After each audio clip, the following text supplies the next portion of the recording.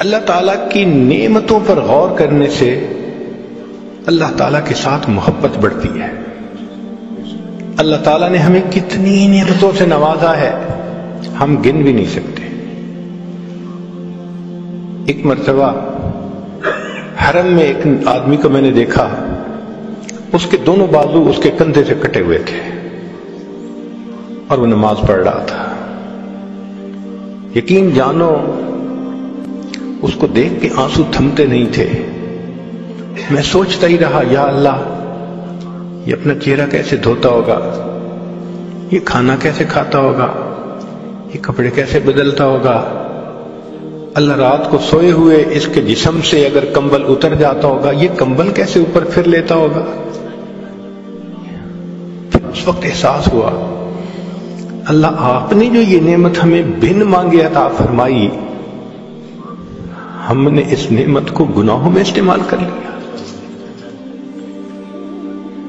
اللہ تعالیٰ ہمیں بینائی نہ دیتے ہم اندھے ہوتے، گویائی نہ دیتے ہم گنگے ہوتے، سماعت نہ دیتے ہم بہرے ہوتے، رزق نہ دیتے ہم بھوکے ہوتے، پانی نہ دیتے ہم پیاسے ہوتے، کپڑے نہ دیتے ہم ننگے ہوتے، اللہ تعالیٰ صحت نہ دیتے ہم بیمار ہوتے، اللہ تعالیٰ اولاد نہ دیتے لاولد ہوتے، گھر نہ دیتے بے گھر ہوتے۔ اگر اللہ تعالیٰ ہمیں علم نہ دیتے ہم جاہل ہوتے، اگر اللہ تعالیٰ ہمیں عزت نہ دیتے ہم ذلیل ہوتے۔ اے انسان، تو جو عزتوں بری زندگی گزار رہا ہے، یہ تیرے مالک کا کرم اور احسان ہی تو ہے۔ اللہ کی رحمت کی نظر ہٹتی ہے، انسان گھر بیٹھے بٹھائے ذلیل ہو جاتا ہے، سروں سے دوپٹے اتر جاتے ہیں۔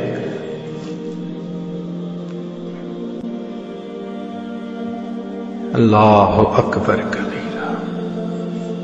ایک وقت ہوتا ہے مٹی کو ہاتھ لگائے سونا بنتی ہے، اور جب دن پلٹتے ہیں پھر کہتے ہیں حضرت آج تو سونے کو بھی ہاتھ لگائیں تو مٹی بن جاتا ہے۔ تو ہم اللہ تعالیٰ کی نعمتوں پر غور کریں تو اللہ تعالیٰ کی محبت ہم دل میں بڑھ جائے گی۔ اللہ تعالیٰ کی نشانیوں پر غور کرنے سے یقین بڑھتا ہے، نعمتوں پر غور کرنے سے اللہ تعالیٰ کی محبت بڑھتی ہے، اور اللہ کے وعدوں پر غور کرنے سے اعمال کرنے کی رغبت بڑھ جاتی ہے۔